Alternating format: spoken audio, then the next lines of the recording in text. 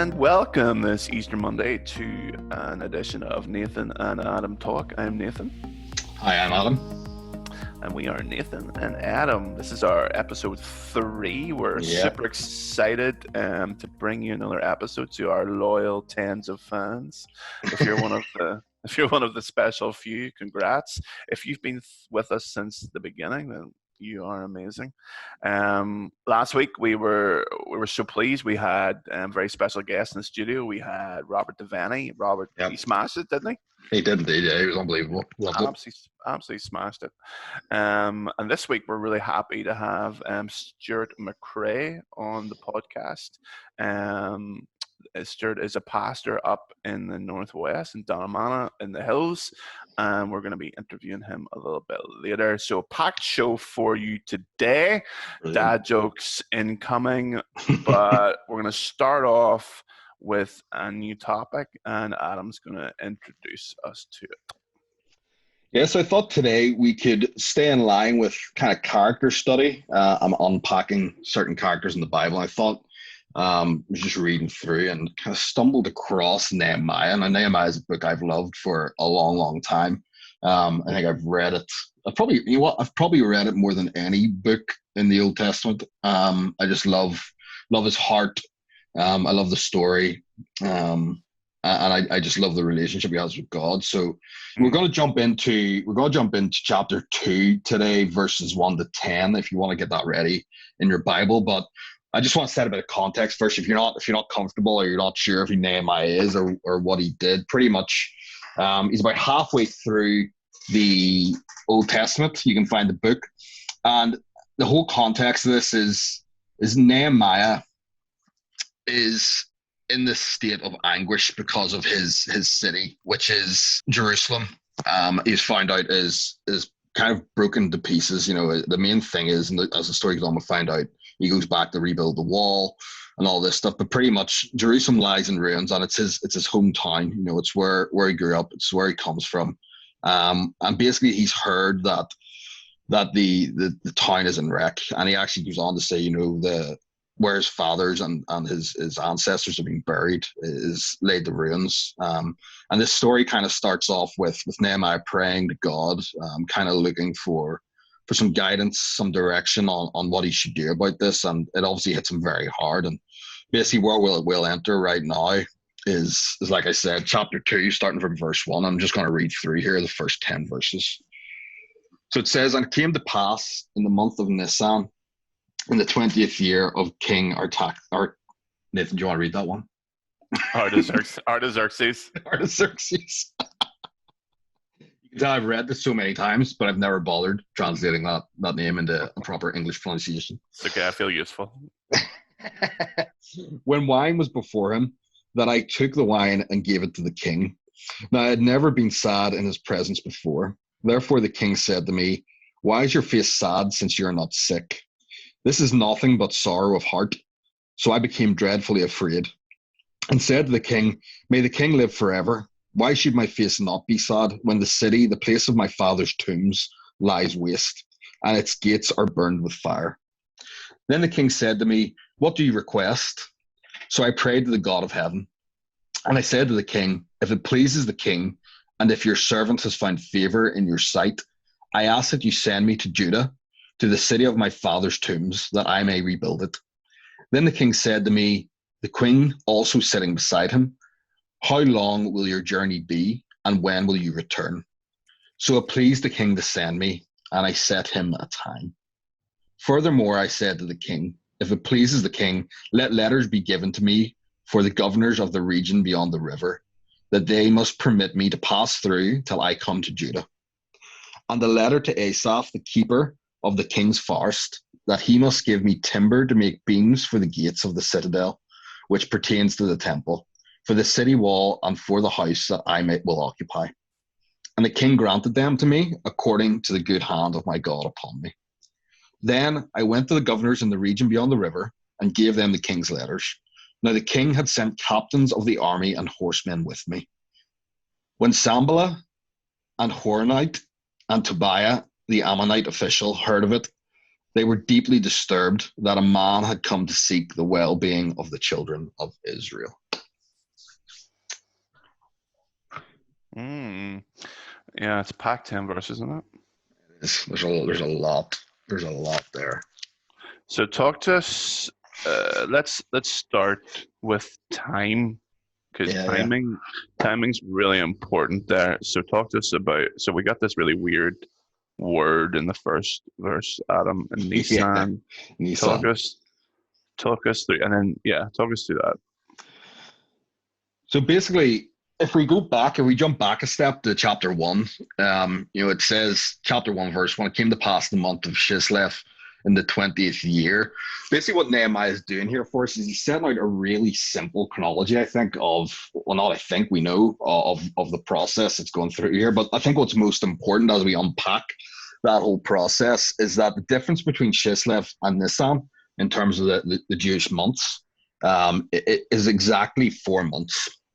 So what he's laying out for us here is the fact that between his initial hearing that Jerusalem was laying in wreck, and between him acting or getting the opportunity to act upon that and do something about it, there's literally 4 months have passed. And I think there's something really important here in our lives. We live in this, I think we said this the other week as well, was this fast food kind of culture and attitude of Mm, I want it all, I want it now. And I think what's kind of not funny, but interesting is the sense that we're now in this period of time with the whole pandemic going on where life isn't like that. And what we can look back here in Nehemiah is the patience he had. Those 4 months must have been, you know, anguish for him, knowing that is the city where his parents, his family were buried, the city that he loved, a city to him that would have been a holy city, a city mm, of his faith that represented everything that was his personality, character, was in wreck. And there's this element of patience which I think is really beautiful, and there's a real application for not just where we are today, but our relationship with God in general. yeah, yeah, absolutely. Um, I think it's also important to kind of just what happened in those 4 months.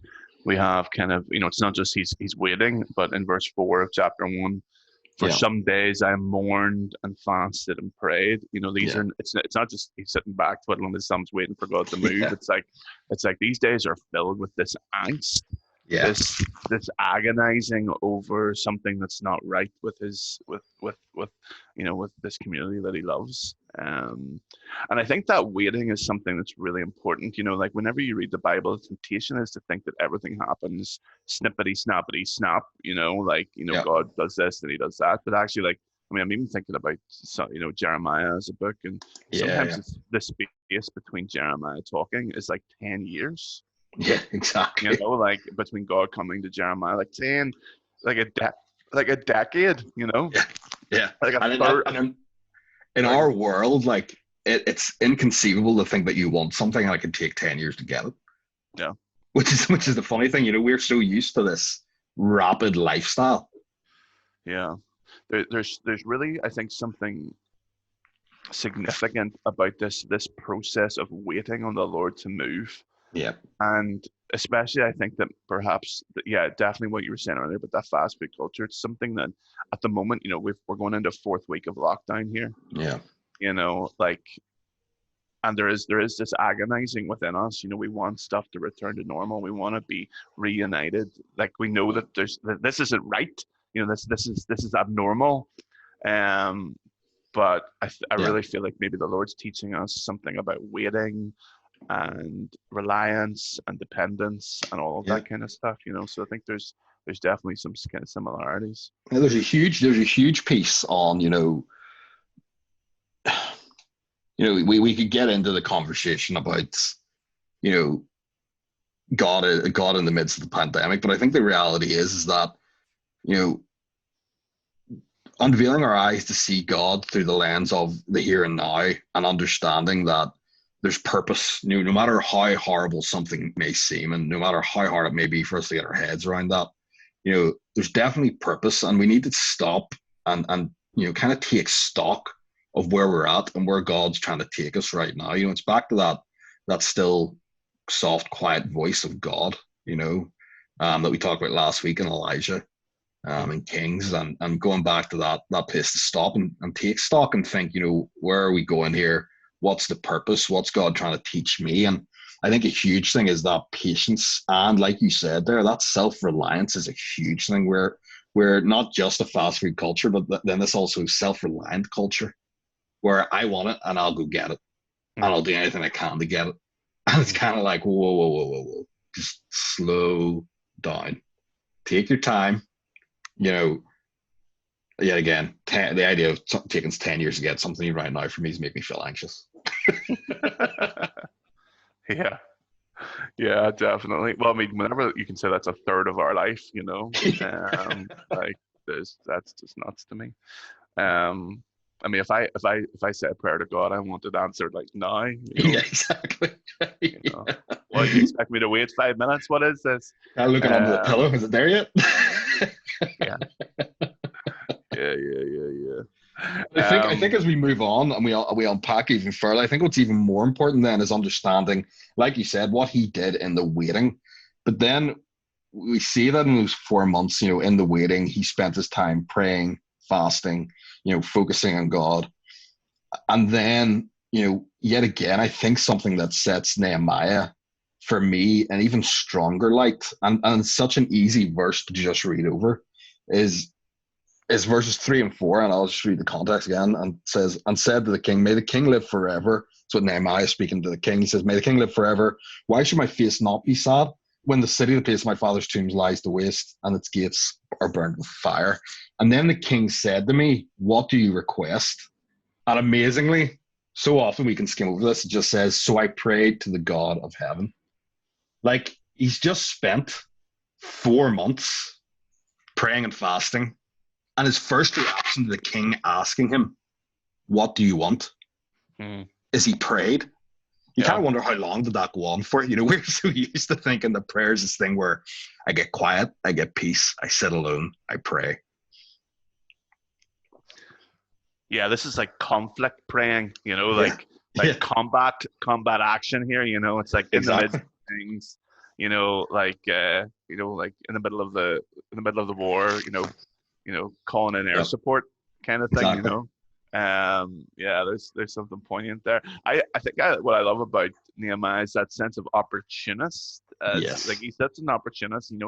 He sees an opening, and even though it's risky, he takes the risk. He plunges. Like, I mean, these emperors are they're not reasonable kind of guys. No. I mean, if you remember the story of Esther, like, Esther's terrified of coming into the presence of Xerxes because he has this crazy system that if he doesn't raise his scepter or something, then everyone dies. Exactly. These guys are they've got so much power that they do things for the whim.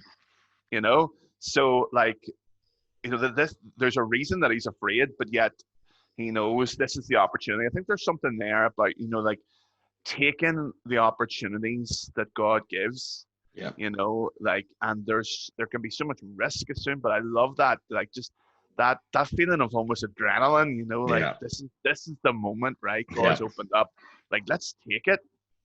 Yeah, that courage. And I want to be more like that. I want in my life to be able to take more of those openings, because I know that we probably miss quite a lot of them. Yep. But I want to really take and grab more opportunities that God's kind of opening up. He's such a great businessman. Sees, and what I love actually as we kind of go on is he doesn't just ask to go. No. He's like, actually, could I have a whole bunch of stuff as well? Yeah. Exactly. It's like no. It's like, I know you've just done me a massive favor, but could I just ask? It's like, in the Dragon's Den, whenever they come in and they get what they want. It's like them asking, by the way, can you just tack on 50 grand there? Yeah, I want 200K, but once you say yes to that, can you actually add another 200K on top? And can I have a company car as well? And maybe some security staff as well, look after me on the way. It's not like Nehemiah. Nehemiah is shaking in his boots, but he's like, okay, can I just have literally up as well? I just love that. I think one of the cool things about Nehemiah as well, and the fact that the king let him go, was was that he was a cupbearer. Sorry, that's something we left out of the context, but he was a cupbearer for the king. And I know for us that can seem like a menial job, and in and of itself, yeah, he literally did. He brought the king's cup to him, but in reality, when you unpack that role, this person had to be so trusted. The king had to trust Nehemiah like tons, because there would have been people after the king. There would have been people trying to poison him left, right, and center, get at him, kill him. And this kind of role was literally, and I think I remember studying and reading this before, that Nehemiah every day when he brought the cup to the king may have had to taste of the cup first to prove that it wasn't laced with something. Oh yeah, absolutely. Yeah, no, Yeah. like I mean, it was actually one of the highest ranks of officer Yep. that you could get, because like literally everyone's trying to poison the emperor. Yep. And so like yeah, definitely. I mean, even just a wee. I mean, there's a wee Wikipedia page on cupbearers. They're so like important, like throughout culture, like for Egyptians, for Romans, for everything. Yeah, like I mean, this like Nehemiah, he's obviously a pretty ingenious kind of guy. Like he's pretty entrepreneuring. Yep. And we're kind of gonna see that just on this kind of opportunity. I also love how he's also like a guy for small details, and like for like the kind of the logistics side of things, because if it was me, I'd like rush off to Jerusalem and then realize, oh wait, I haven't got any of the permits. Yeah. I have literally none of the permits, In fact, I'm not even allowed to cross this river. Yeah, exactly. Like I haven't even brought my passport. Yeah. Like what am I doing here? Like seriously, like something like the Lord will call me to mission, like to be a missionary in like Tibet. I'll rush off to Tibet and be like, I have no idea what I'm doing here. I don't speak the language. I can't even get into the country, So what I love about Nehemiah is he's so prepared. He's such an all-rounder. Like, he's like, actually, like verse 7, if it pleases the king, may I have letters to the governors of the Trans-Euphrates. Can I get all this stuff from Asaph, keeper of the king's forest? Like he's and actually, as we kind of go on through Nehemiah, you find that he's continually using legal loopholes to confound his enemies. I love that. It's really cool. Yeah, and I think when you put all that stuff together, you've got a bit of a. For me, my main thing about today and what I really get from this in this time is you've got a bit of a blueprint for life. Life as a Christian, there's a really, a glimpse, and when you read through this, of a blueprint for, there's that patience in the waiting and the timing and getting it right and listening to God, being obedient. And then there's that prayer and there's that planning, but then interweaving all that, like I said, is that courage, you're highlighting is that courage to actually, listen to God, act on God, wait for the right time. And the Bible is full of people, you said Jeremiah, you look back at Abraham as well, like 25 years being the promise and anything, even a glimpse of the promise coming to fruition in Abraham's life. And there's this sense of that patience is so important, but then approaching everything in prayer, but not, I think sometimes as Christians, we kind of expect, we're still like children. We expect the parents to have all the details in hand and for us just to tag along. I think we sometimes fall, I know I do anyway, I kind of pray and I ask God for something, then expect him to do all the work and don't plan anything, like you're saying as well. It's so easy just to coast. And the reality is that God doesn't want a one-way relationship where we pray and he does. There's co-working with him, there's co-laboring with Christ, and there's co-laboring in the sense that, he wants relationship. It's not a business arrangement, he wants relationship. And it's our job to pray, be patient, be expectant, be ready for the time, and be brave enough to take your opportunity, but understand your part to play as well. I would dare say that Nehemiah wasn't prepared for this opportunity arising. To understand what he needed laid out so clearly in terms of those letters. The guy, obviously in this time of waiting, those 4 months, was praying and planning, and being patient. Mm-hmm. Yeah. I just think that's so right. Um, there's patience, there's planning, there's purpose, there's opportunity, um, but it all is kind of anchored around that prayerful life. Yeah, That prayer, morning and fasting has just set him up for yeah, this opportunity. Um, yeah, love that. I love it too. Um, Anything else before we kind of close this part? No, just I think as usual, you had the opportunity this week to do the interview. So unfortunately, for the rest of the listeners, you won't get to hear my voice the rest of this podcast. But just hoping and praying for everybody in this situation. Take heart. Open your Bible. I think one of the most interesting things right now, and one of the things that we have found ourselves in a rhythm now doing over these last couple is finding these more. As Christians, we're really used and comfortable with the New Testament. Mm. We're super comfortable at ripping open Corinthians or Ephesians, Galatians, Romans, whatever, and Rip it open. Yeah. and uh, and getting stuck in and understanding what we're reading. But when you unpack these other characters in the Bible, there's so much more that we can be unpacking, and don't forget that the application of some of these characters in the Bible is so important and powerful, and the lessons we can learn and the wisdom we can gain from that. I would encourage everyone, get stuck in, find something, and see if you do. Let us know, because we'd love to unpack more and more, kind of not Mm. obscure, but alternative characters, and kind of shine that light on that thread of Christ throughout the entire story of the Bible. Mm. Mm. Absolutely. And just to clarify that, Nehemiah is almost like this pre-picture of Christ, where Yep. he is sent to restore the city, Yes. to build the walls, and that's really, even in Nehemiah's journey here, we have this little picture of what Christ is going to do. He's going to come to the ruined cities of our lives and Yeah. rebuild the walls, rebuild this little city of God in our midst, That's and brilliant. And even his name, Nehemiah, means comforter. yeah, love that. Awesome, brilliant. And on to our next section. So now we come to the next part of our show. Unfortunately, my co-host Adam has had to step out of our fictional imaginary room. But I've been joined by a very capable replacement, and that is the Reverend, the Venerable, the only Stuart McRae. And Stuart is a pastor in the Presbyterian Church in Ireland. He's a good friend of mine. We've known each other for what seems like an eternity now. Stuart, do you want to maybe just introduce yourself to the tens of viewers that we have?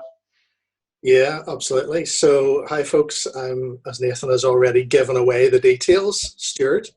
Um, I'm minister in Downshire Presbyterian, which is up in the hills of the Sperrin Mountains, between sort of halfway between Derry and Strabane. If you go up into the hills, you will find us there. A place that you may or may not have heard of. I hadn't until I got a call from them to check them out. But I'm married to Hazel. We've been married for 22 years. We have 3 kids. Luke is just about to turn 20. Evan is about to hit 16. And Caitlin has just turned 13. So big shout out to Donamana there, and all our fans. I'm sure we have a few fans in the hills up there, listening to the show every week. So Stu, as a big time fan of the show, you'll know that we start off this section of the show with a dad joke off. Now you're usually we have put people at different stages of fatherhood, but I think we kind of represent the broad spectrum. I am about to embark upon fatherhood, and you've been a father for, well, forever. So we've got it all covered here. So basically, we'll take it in turns, right? And basically, between the two of us, whatever we feel elicits the most mirth and joy is going to win this thing. And there's a lot at stake, and also nothing at all. So, do you want to go first, or do you want me to go first? You go first. Okay, so I know that this really isn't something a minister should say, but I bought some shoes from a drug dealer the other day. I don't know what he laced them with, but I was tripping all day.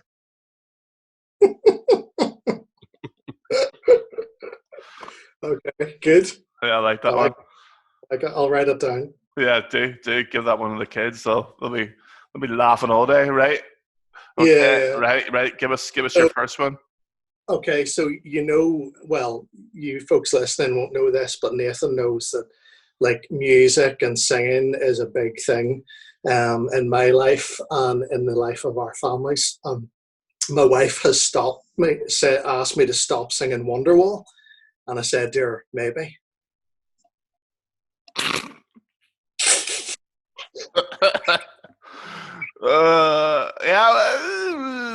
Yeah. I love the personal touch to it. It's like Thanks. it's like a trick, like that you start off that like we think maybe this isn't going to be a joke. This is like personally rooted.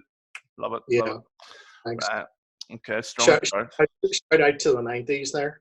Yeah. Strong start. I assume that's a song, is it?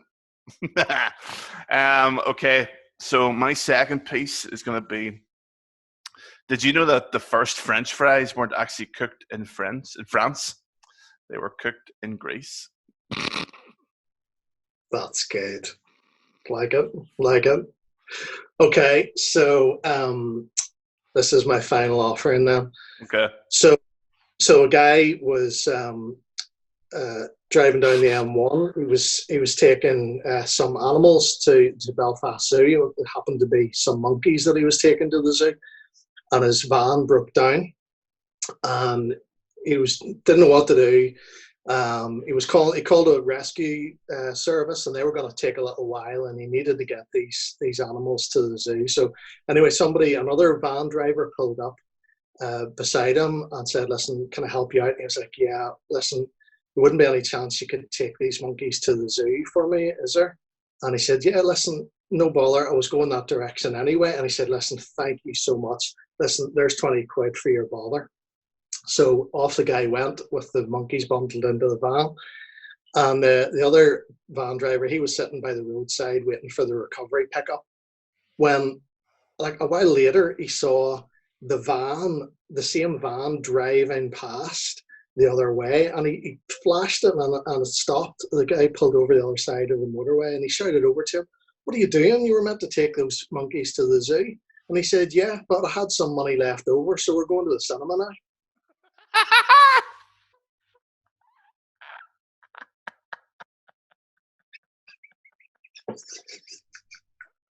Boom! I'm not gonna lie, that had everything. It had Belfast. It had the zoo. It had length as well. So you really just built the suspense, yeah, and then the payoff. I wasn't sure the payoff was going to be there, but wow. Thanks. Okay, I think Stu, you win. You win with that final offering, because also you weren't reading that off something. That was just from memory, was it? Yeah, it was. Wow, what a pro! What a pro! We're in the middle of royalty here. So now that we're suitably mirthed in laughter, Stu, obviously we're in a different season now. We don't know how long isolation's gonna last. Easter's coming up, and Monday coming will be the third week of lockdown. Yeah. So tell us a little bit, in your own role as a minister and as a church leader, how has that really impacted you? It has it's impacted everything, really. It has, I kind of feel like it has totally pulled the rug from underneath me in many respects. And,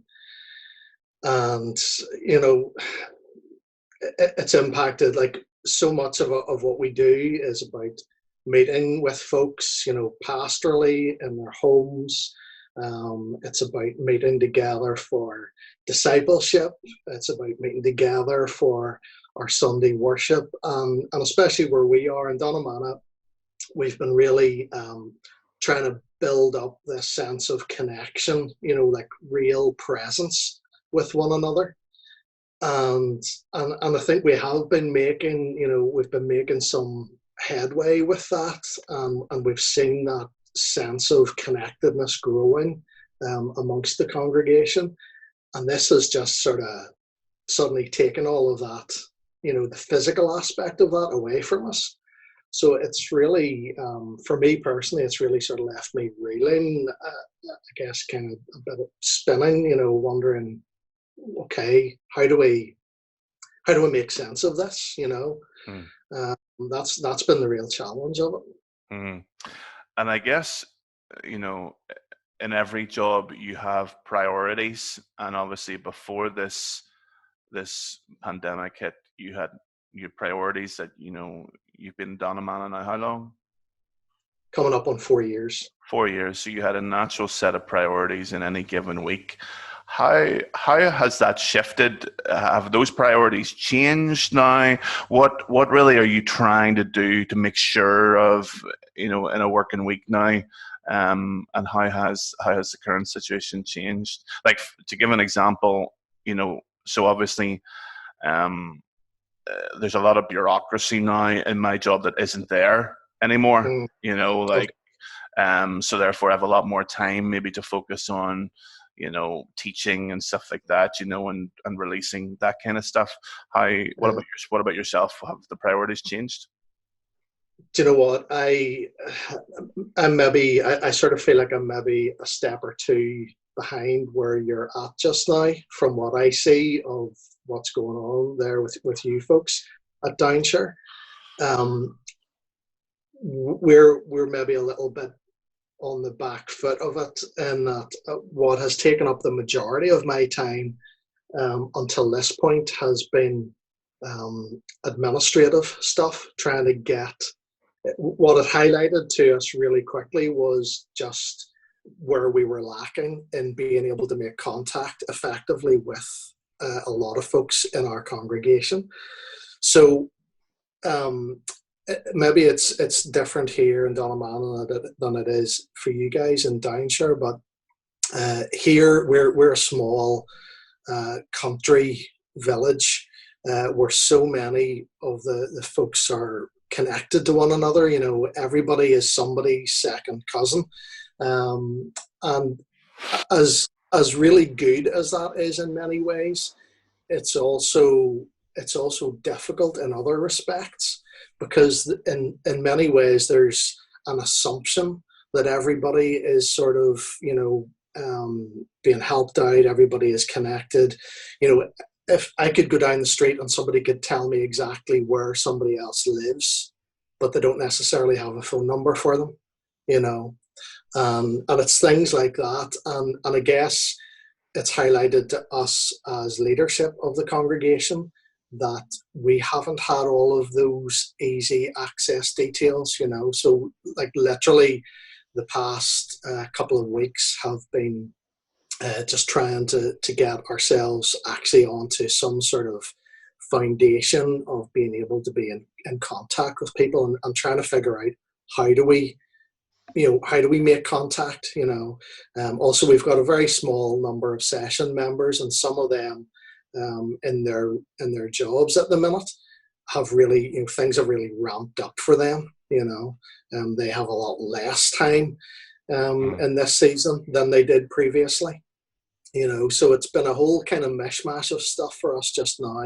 So I kind of feel like we definitely haven't got into some sort of manageable pattern of things just yet, So for myself as minister, I was trying to just keep in contact with the people that I knew pastorally. This was coming on the back of maybe a couple of bereavements locally, that had happened just before the lockdown. People that I wanted to go and spend time with pastorally. So that's been my priority, and trying to get the administrative side of things under control to give us some sort of basis to then, kind of orientate ourselves really into this new season. But I guess even in that's kind of a universal priority, isn't it? Of I would say pastors, that this weather is this wanting to create a culture of togetherness Yeah. in spite of distance. Yeah. Some of us, I guess, are better equipped in that. Maybe we just have more phone numbers, or it's just easier to do that. But yeah, I guess in more rural settings, where oddly enough people are closer together, but yet when lockdown comes, because we don't know phone numbers and stuff like that. Yeah, but I guess trying to still make sure people are connected together, Yeah. I would say, is that universal thing. How, in one sense, pastors, some of it, a lot of what we do is, we can do from home. We can release a nice video with a bookcase behind us, as everyone's doing. Um, and there is no shortage of a minister in front of a bookcase teaching on some topic. Yeah. And I guess the temptation could be almost to look at other folk, and you and I have had this conversation before, but how important is it that folk see their own minister, that there's that kind of connection? It's not that the minister is some kind of high up and special person, but how important is that localization? Because that's what I've found, is that it's been so special still being able to talk to my people, the church that I love. How Mm-hmm. how important has that been for you? Yeah, I think that has been it's been a funny one to try and figure out, to be honest with you. It's trying to find what's the balance. Am I trying to live up to my expectations? Am I trying to live up to what I think might be the expectations of certain people? Or it's a weird kind of dynamic, I think, at the minute. I know folks have appreciated, like, the first Sunday we didn't do our own online service. The first Sunday we made use of the moderator service, and we directed folks to watch that, and then got ourselves ready to get online for the second Sunday of being apart. And folks did really seem to engage with that, and folks have messaged and said how much they appreciate that. It's good, just as you say, folks. I mean, I don't know about you, but I've been, in inverted commas, to more worship services, in the past few weeks than I have done, ever before. And lots of people are doing the same, and I don't think that's because they're trying to find the best thing. I think it's just because there's such a prevalence of this, as you say, all these ministers in front of bookcases. And sadly, I don't know, I haven't videoed in front of my bookcase as yet, because I don't know if your folks are going to see this or they're just hearing the audio. That's But good audio. yeah, well, behind me, my bookcase has more instruments and Star Wars collectibles on it than it does deep theological books. I don't know what that says about me. But yeah, my bookcase is probably not the sort of bookcase that most ministers are going to want to film in front of. But it is a strange thing, And actually, as you were saying, Nathan, like, this is something that I chatted to you about, maybe in the initial first week or something. For myself personally, I was seeing online, I was being bombarded, just as I guess everybody is, but maybe it depends on your level of connection to people in church circles, if you like, on social media. So maybe not everybody, maybe us as ministers, maybe we're more bombarded than anybody else, because we're connected so deeply into this kind of weird goldfish bowl that we are. So, like, I was seeing all these things of what people were doing, and things had really sprung into action so quickly.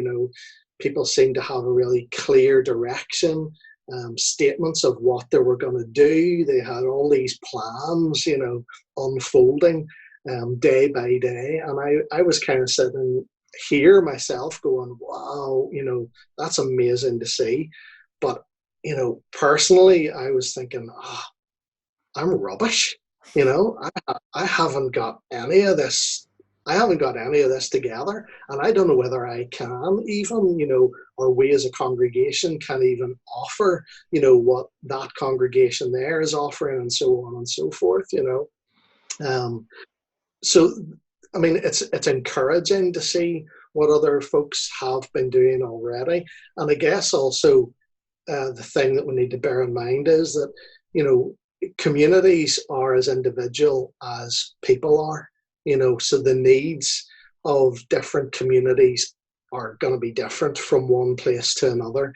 So it's that kind of thing of, they used to say to us at college, don't imagine that you can pick up some, Americanized plan of what your church needs to do and what it needs to look like, because that's just not gonna, necessarily cut it where you're gonna be. And I think it's maybe a similar sense to that.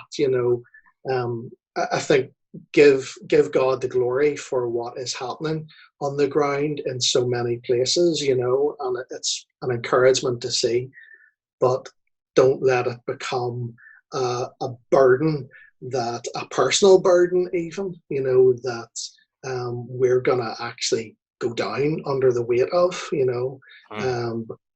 it's so easy, I think, to give a foothold to that sense of fear, almost of, I did have that fear, and I think I've come to terms with that now, but I did have that fear initially of, I just don't know if we can do this that well, and then taking that personally, this is me, I'm failing here, so I'm trying to figure all that out in my mind. I've been spending a lot of time in prayer, a lot of time chatting at home here with my wife, Hayes, who's such a great support and encouragement, and really helping out and stuff, But it's a weird kind of thing to kind of wrestle with, I think we all know that we have these fears in ourselves, We want to be, as a church, we want to be doing what the very best that we can. We want to be doing the best to support our own church fellowship community, and we want to be doing our best, reaching beyond that into our wider community. And I think for us, just at the moment, we haven't quite figured out the parameters. What are our limitations? What are the realistic possibilities that we have here at the moment? Yeah. I mean, I don't want to sound arrogant in this. I probably will, but I know you. Usually, so do my church. Whenever you're in ministry, just like anything, and you're coming to something for the first time, you've usually got a stack of 15 books with strategies and how to do, and a dummy's guide to all this kind of stuff. Yeah, we're in something that is completely unlike that. Like no one has written the book yet on pandemic ministry. Yeah, and therefore, in a sense, I'm becoming less interested in what other ministers are doing, and more interested in responding to what I feel God's saying to me in my context.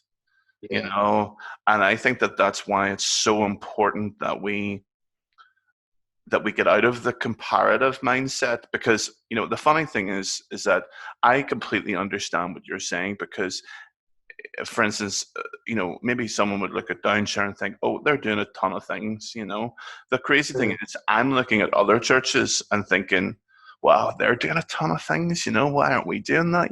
And so there's never like a contentment with that, And actually, I was doing a wee study for the Facebook page on 1 Thessalonians 2, where Paul says, like, I was able to freely minister to you because basically I didn't care what you thought. The only thing that mattered to me was what I felt God's opinion was, and that's a real freeing thing. It's really tough in ministry because our job is fully, everyone's got an opinion on whether you're doing a good job, bad job, and I'm sure in a virtual world, still people are going to be like that. But I think there is something beautiful, like what you said, in that this is right for us at this time, and that's okay, you know. Yeah. And it wouldn't be right for anyone else. It wouldn't be right for another context. But I'm gonna be comfortable and content, and that this is right for me, and at that time. And I think there's something beautiful in that. So we always try to sort of get a mental health angle, Stu, especially for men. Yeah. And just wanted to really chat to you about mental health at this time. You know, how have you coped with that? Have you noticed, you know, any change in that since lockdown, that kind of stuff, or maybe you've seen it or whatever? But maybe you could talk to us about that for a bit. For myself personally, you mean? Yeah, I mean, if you have something personal to share, or even just, you know, how you've been processing things or anything like that. Yeah, well, I mean, it has been, just as I was saying there earlier, you know, I actually really felt myself under the weight of expectation, you know. And I guess, you know, I say this to folks all the time when we're talking about personal devotions and so on. Like, maybe this is just me, but I struggle with that as much as the next person does, you know. And I'm always saying to folks, when we're talking about like, we just did the Pete Greig prayer course. We just finished that, like, literally 2 weeks, I think, before the lockdown happened, you know. And the sort of extra stuff that goes alongside that of the what is it they call it, the toolbox, the prayer toolbox, you know. Some really great pointers in there for, like, how to develop patterns of prayer and quiet contemplation and meditation and things, you know. And I kind of feel that was really timely for us, you know, because, to be honest, you know, I was giving out this information to our folks and saying, listen, take time to look at these, realizing that, like, for probably a lot of them, they just weren't going to have time to look really deeply at them, or they might have time to read them, but they mightn't have time to implement them, you know. And for myself, you know, I've found that I've really refocused myself, you know, in a daily way. I've become much more, maybe much more disciplined, you know, in this time already of just really spending time with the Lord. And the thing which has helped me really, really greatly, actually, is the Lectio 365 app. I don't know if you guys use that, you know, that. Again, I wasn't really aware of that before starting the prayer course with Pete Greig, because it comes from 24/7 prayer. But I've just found that a really great way to start the day, you know. And I guess different things connect with different people in different ways, you know, and what works and appeals to me and connects me to God in a really great way might not be the same for everybody else. But I've been recommending that to everybody at every opportunity, you know, because it really centers my mind at the start of each day. And I've been we got a dog in end of November, start of December. And as you probably know as well, Nathan, like, I don't know about you, but a lot of my time, so much of my time, I'm sitting. You know, I'm sitting at my desk writing. I'm sitting in the chair reading. I was sitting in the car driving to meetings or to pastoral visits. Then I was sitting in a meeting or sitting in someone's house. You know, there was very little movement, you know. And one of the things that I've been really blessed with, and again, it's been a really timely thing for us as a family, is the simplicity of having a dog again, you know. And, like, she's barking at the back door, I have to take her out, you know. I have to get up off my butt and get out and get a bit of exercise and fresh air, you know. Yeah. Now, we're really blessed where we are, because we're in a wide open country space, you know. Our house is a little bit out of the village. We've got big grounds around the place. I know that we're uncommonly blessed to have that sort of level of freedom, you know, to be outside. And I personally have really appreciated that much more in these past weeks than I ever have done, you know. and spending time as a family together. We as a family were actually locked in for a couple of weeks before the national lockdown because we had a few suspect symptoms within the house. And we've tried to, as a family, just try and get some sort of pattern and routine to our day to day, and really appreciate the opportunity, that we have family time together.